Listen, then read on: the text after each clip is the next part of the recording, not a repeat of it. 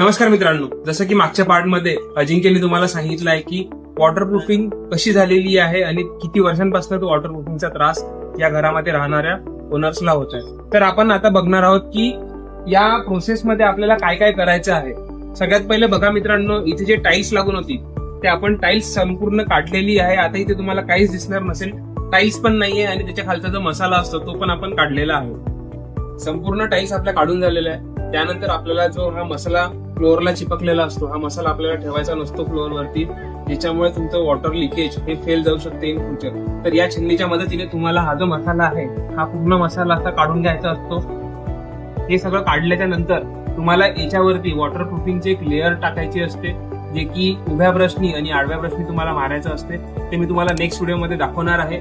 तर अशा रीत्या तुम्हाला तुमच्या घराची जर वॉटरप्रूफिंग करायची असेल तर तुम्ही आमच्याशी संपर्क करू शकता. आणि या वॉटरप्रूफिंगचा जर तुम्हाला माहिती घ्यायची असेल तर आमच्या चॅनलला फॉलो करून तुम्ही येणारे व्हिडिओज हे बघू शकता. धन्यवाद.